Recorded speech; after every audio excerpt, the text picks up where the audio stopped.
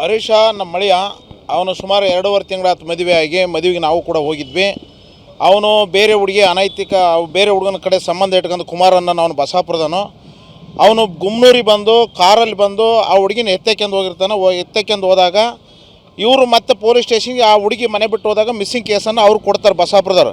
ಆವಾಗ ಇವ್ರು ಬಂದು ಒಂದು ಸ್ಟೇಟ್ಮೆಂಟ್ ಆನೆಕೊಂಡ ಆವಾಗ ಇವ್ರು ಬಂದು ಹೇಳ್ತಾರೆ ಗೊತ್ತಿಲ್ಲ ಅಂತ ಹೇಳಿದಾಗ ಅವನು ಹುಡುಗ ಏನು ಮಾಡಿದಾನೆ, ಆ ಹುಡುಗ ಇವ್ರಿಗೆ ಹೇಳ್ದಲ್ಲೇ ನಾನು ನೋಡ್ಕೊಂತಾನೆ. ಇವನು ಸುಮಾರು ಸರಿ ನಮ್ಮ ಮಳಿಗೆ ಹೇಳಿದಾನೆ, ಯಾರಿಗೆ ಹರೀಶ್ಗೆ, ನೀನು ಆ ಹುಡುಗಿ ಬಿಟ್ಬಿಡು, ನಾನು ಮೊದಲು ಲವ್ ಮಾಡಿದ್ದೆ ಅಂತೇಳಿ.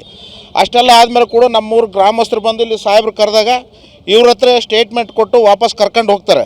ಕರ್ಕೊಂಡು ಹೋಗಿ ತಿರುಗಿದಿನ ಮಾರನೇ ದಿನ ಹೆಬ್ಬಾಳ ದಾರಿಯಲ್ಲಿ ನಮ್ಮೂರು ಪಕ್ಕಕ್ಕೆ ಹೊಲ ಇವ್ರ ಜಮೀನಿನ ಹತ್ರ ಅಟ್ಯಾಕ್ ಮಾಡಿ ದಾವಣಗೆರೆ ಹುಡುಗರು ಕರ್ಕೊಂಬಂದು ಕಾರಿನಲ್ಲಿ ನೀನು ಆ ಹುಡುಗಿ ಸವಾಸ ಹೋದ್ರೆ ಯಾವುದೇ ಕಾರಣಕ್ಕೆ ನೀನು ಬಿಡಲ್ಲ ಅಂದು ಅವನು ಹೊಡಿಸ್ಕೊಂಡು ಇವ್ರ ತಂದೆ ಹತ್ರ ಮಾತ್ರ ಅಷ್ಟೇ ಹೇಳಿರೋದು.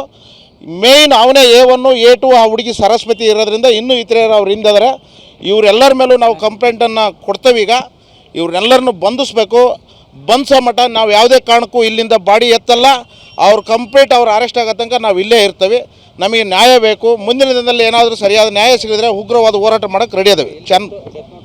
ಡೆತ್ ನೋಟು ಮಾಡ್ಕೊಂಡಾಗ ಏನಾಗಿದೆ ಅಂದರೆ ಅವನು ಬರೆದು ಅವ್ರ ಅಕ್ಕಗೆ ಹಾಕಿರ್ತಾನೆ, ನಾನು ಉಳಿಯೋದಿಲ್ಲ, ನಾನು ಸತ್ತು ಹೋಗ್ತಾನೆ, ನನಗೆ ಈ ರೀತಿ ಬೆದರಿಕೆ ಹಾಕಿದ್ರೆ ಹೊಲದಲ್ಲಿ ಬಂದು ಅಂತೇಳಿ.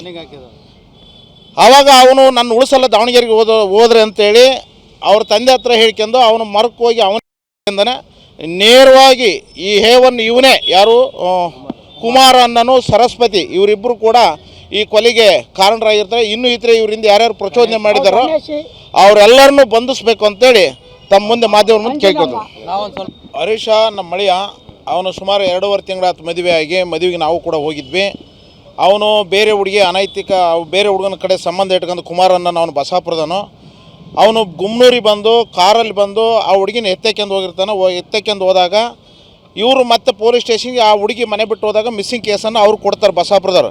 ಆವಾಗ ಇವ್ರು ಬಂದು ಒಂದು ಸ್ಟೇಟ್ಮೆಂಟ್ ಆನೆಕೊಂಡ ಆವಾಗ ಇವ್ರು ಬಂದು ಹೇಳ್ತಾರೆ ಗೊತ್ತಿಲ್ಲ ಅಂತ ಹೇಳಿದಾಗ ಅವನು ಹುಡುಗ ಏನು ಮಾಡಿದಾನೆ, ಆ ಹುಡುಗ ಇವ್ರಿಗೆ ಹೇಳ್ದಲ್ಲೇ ನಾನು ನೋಡ್ಕೊಂತಾನೆ. ಇವನು ಸುಮಾರು ಸರಿ ನಮ್ಮ ಮಳಿಗೆ ಹೇಳಿದಾನೆ, ಯಾರಿಗೆ ಹರೀಶ್ಗೆ, ನೀನು ಆ ಹುಡುಗಿ ಬಿಟ್ಬಿಡು, ನಾನು ಮೊದಲು ಲವ್ ಮಾಡಿದ್ದೆ ಅಂತೇಳಿ. ಅಷ್ಟೆಲ್ಲ ಆದಮೇಲೆ ಕೂಡ ನಮ್ಮೂರು ಗ್ರಾಮಸ್ಥರು ಬಂದು ಇಲ್ಲಿ ಸಾಹೇಬ್ರು ಕರೆದಾಗ ಇವ್ರ ಹತ್ರ ಸ್ಟೇಟ್ಮೆಂಟ್ ಕೊಟ್ಟು ವಾಪಸ್ ಕರ್ಕೊಂಡು ಹೋಗ್ತಾರೆ. ಕರ್ಕೊಂಡು ಹೋಗಿ ತಿರುಗಿದಿನ ಮಾರನೇ ದಿನ ಹೆಬ್ಬಾಳ ದಾರಿಯಲ್ಲಿ ನಮ್ಮೂರು ಪಕ್ಕಕ್ಕೆ ಹೊಲ ಇವ್ರ ಜಮೀನಿನ ಹತ್ರ ಅಟ್ಯಾಕ್ ಮಾಡಿ ದಾವಣಗೆರೆ ಹುಡುಗರು ಕರ್ಕೊಂಬಂದು ಕಾರಿನಲ್ಲಿ ನೀನು ಆ ಹುಡುಗಿ ಸವಾಸ ಹೋದ್ರೆ ಯಾವುದೇ ಕಾರಣಕ್ಕೆ ನೀನು ಬಿಡಲ್ಲ ಅಂದು ಅವನು ಹೊಡಿಸ್ಕೊಂಡು ಇವ್ರ ತಂದೆ ಹತ್ರ ಮಾತ್ರ ಅಷ್ಟೇ ಹೇಳಿರೋದು. ಮೇಯ್ನ್ ಅವನೇ A1 A2 ಆ ಹುಡುಗಿ ಸರಸ್ವತಿ ಇರೋದ್ರಿಂದ ಇನ್ನೂ ಇತರರು ಅವ್ರು ಹಿಂದಿದ್ದಾರೆ. ಇವರೆಲ್ಲರ ಮೇಲೂ ನಾವು ಕಂಪ್ಲೇಂಟನ್ನು ಕೊಡ್ತೇವೆ. ಈಗ ಇವ್ರನ್ನೆಲ್ಲರನ್ನು ಬಂಧಿಸ್ಬೇಕು. ಬಂಧಿಸೋ ಮಟ್ಟ ನಾವು ಯಾವುದೇ ಕಾರಣಕ್ಕೂ ಇಲ್ಲಿಂದ ಬಾಡಿ ಎತ್ತಲ್ಲ. ಅವ್ರು ಕಂಪ್ಲೀಟ್ ಅವ್ರು ಅರೆಸ್ಟ್ ಆಗೋ ತನಕ ನಾವು ಇಲ್ಲೇ ಇರ್ತೇವೆ. ನಮಗೆ ನ್ಯಾಯ ಬೇಕು.